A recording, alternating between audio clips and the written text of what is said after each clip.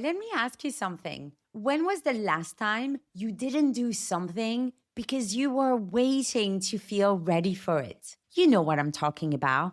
That email you didn't send, that conversation you didn't have, that opportunity you passed up, that leap you didn't take because you told yourself, I'm not ready, not yet.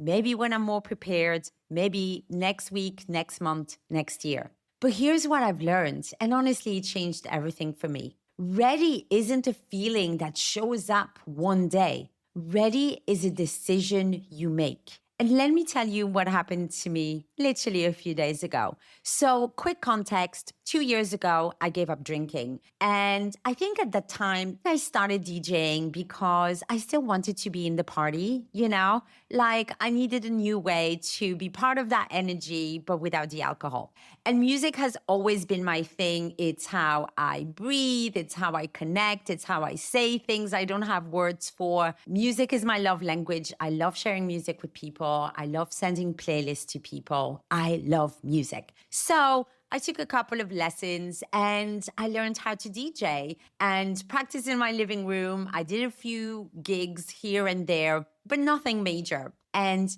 fast forward to last weekend, I'm standing on a massive stage at the Singapore Grand Prix. And as a DJ, thousands of people in front of me, there was even a smoke machine. And my brain is literally screaming, what the actual fuck am I doing here? My palms were sweating on the decks. I could feel every single pair of eyes on me and really trying to breathe like a normal human being, right? And so I'm about to hit play on my very first track, and then I spot my husband in the crowd. He was right there in front of the stage, looking at me, like smiling and just reminding me that I was exactly where I'm supposed to be. And something shifted, not into confidence, honestly, let's be real here, but into action. So I hit play on my first track. People started moving a little bit.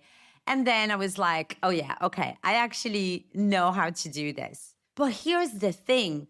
If I had waited to feel ready for that moment, I would never have been there in the first place. And I would have never had this amazing experience. But a year ago, I did something that felt maybe a bit unhinged at the time, definitely very sassy. I found the Singapore Grand Prix Entertainment team's email address and I just sent them a message like, hey, I'm Noemi. I'm a DJ based in Singapore. I would love to play at your event. That's it. No fancy pitch, no connections, nothing, just an email and a bit of sass. And they said yes. So last year, I got to play at the Singapore Grand Prix, but a much smaller stage, super manageable. But this year, they invited me back, but they invited me bigger. I got to play all weekend at the Paddock Club, the main stage, 3 days of racing, multiple sets. It was super hectic, but it was super fun. And standing there, obviously feeling so excited and super grateful that I got to live this, I realized something. That email, I didn't feel ready when I sent it. The stage, I definitely didn't feel ready standing on it. And that's exactly what we're talking about today. Because waiting to feel ready, my friend, that's just another way of staying stuck. So today I am sharing with you some strategies to help you take action before you feel ready. In this episode, we're exploring why readiness is a choice, not an emotion. And I'm walking you through the comfort, growth, and danger zone. And then I'm giving you 5 specific things you can do starting literally today to move forward, even when you don't feel fully prepared. So hopefully by the end of this, you'll understand why that voice saying, not yet, is totally keeping you stuck. And you'll have some practical tools to do it anyway. Ready? Let's dive in. Hey, I'm Noemi, former queen of bad habits and corporate go-getter turned well-being coach and personal growth junkie. And in a world full of overwhelming wellness advice, we're here to cut through the noise. This is your space to master healthy habits, transform your mindset, own your well-being, and design a life you love on your terms. We're ditching the highlight reels and embracing the whole messy, imperfect journey towards becoming our absolute best selves. You're the author of your own story. So are you ready to write the next chapter? Let's go, and welcome to Unwritten Potential.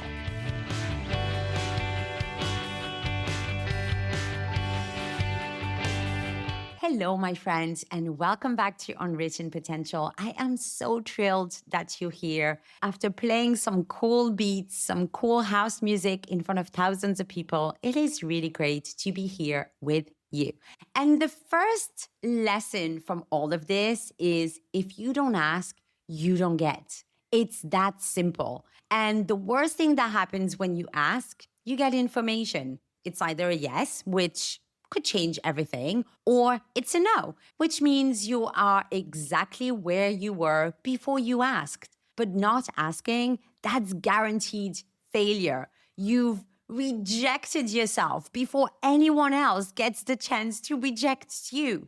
And most of us don't put ourselves out there because we are scared of rejection. But rejection isn't personal. I like to think that it's just data. It tells you this path, this time with this person. That's just not the one. It doesn't say anything about your worth or your capabilities. But if they say yes, that changes everything because you get to have super cool opportunities like I did this weekend. This year for me at the Singapore Grand Prix, the stages were bigger. The Paddock Club, super, super glamorous. The main stage, multiple sets across the 3 days. And suddenly, that voice in my head started acting up.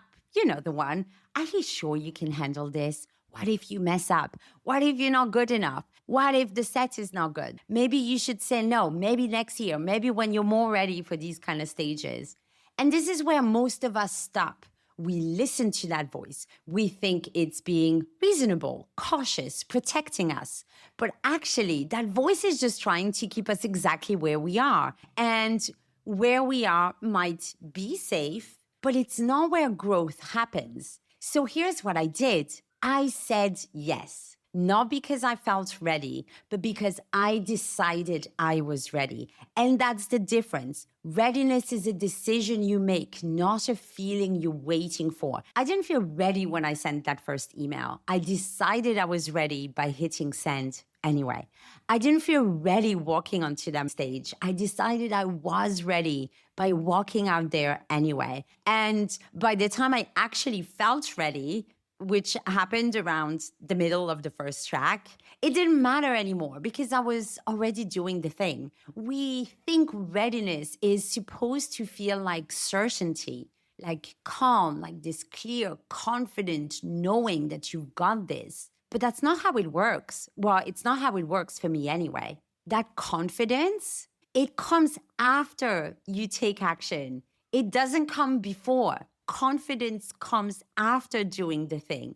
Dancing in front of thousands of people who obviously didn't come to see me, who probably didn't care that I was there at all. And I'm standing there and I'm thinking, I really hope I don't fuck this up, to be honest. But then I ask myself, what's actually at stake here?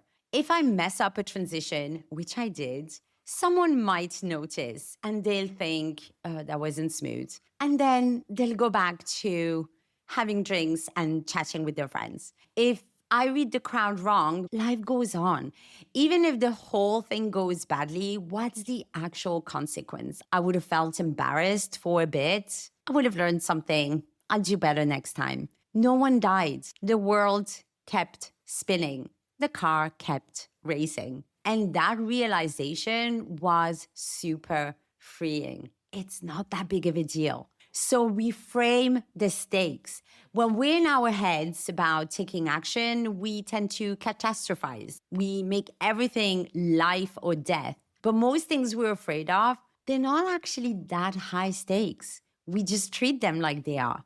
So ask yourself, what's the actual worst case scenario here? Not the imagined catastrophe, but the real concrete outcome.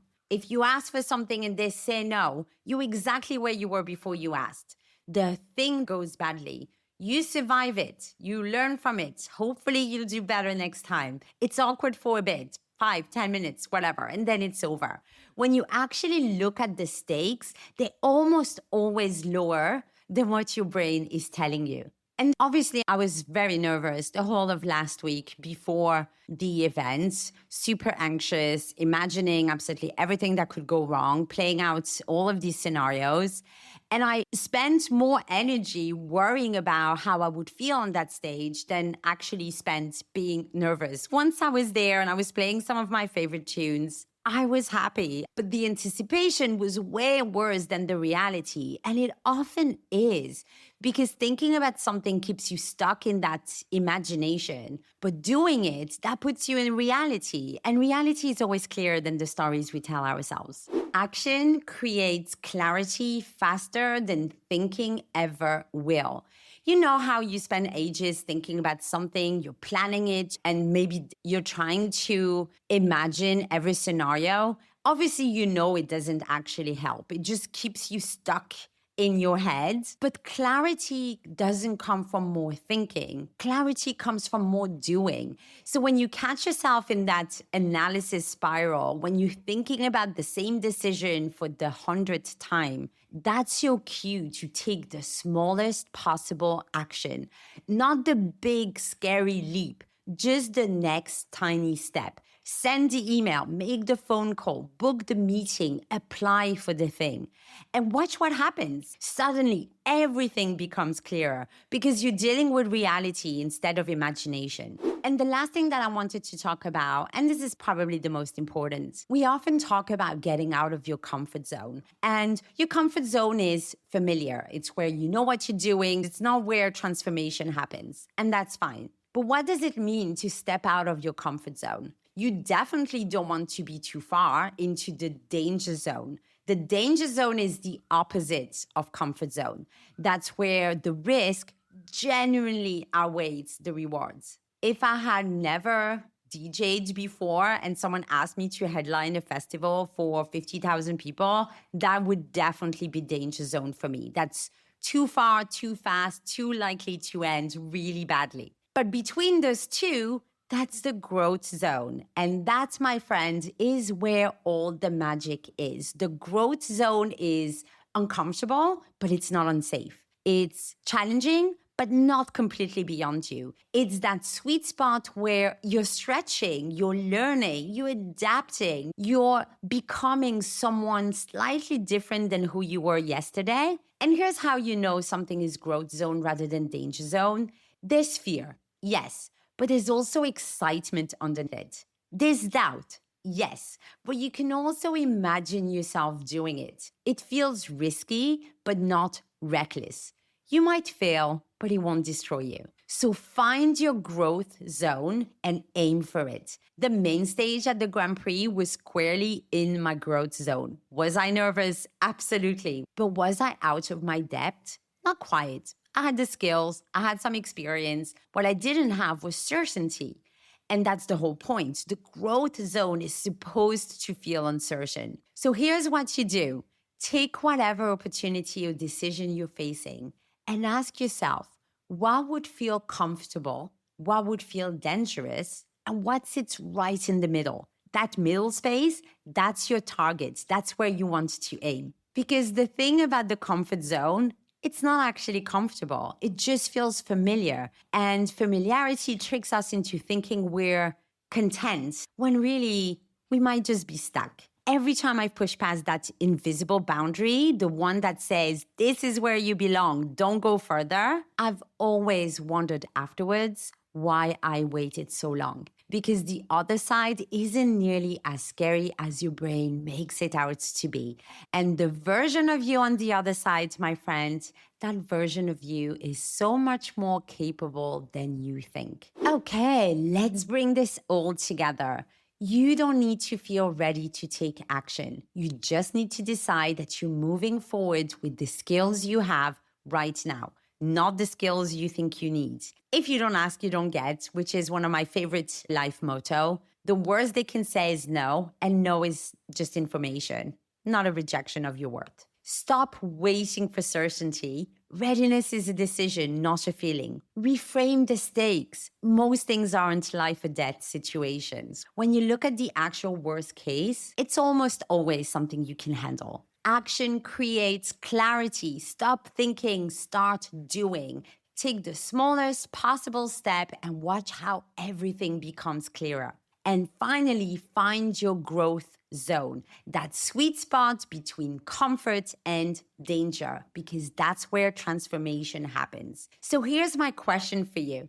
What's the thing you've been waiting to feel ready for? What's sitting right there in your growth zone, waiting for you to make a decision instead of waiting for a feeling? Because the comfort zone isn't actually comfortable, it's just familiar. And every time you push past it, you discover capabilities you didn't even know you had. You have the skills, you have the capability. What you don't have is certainty.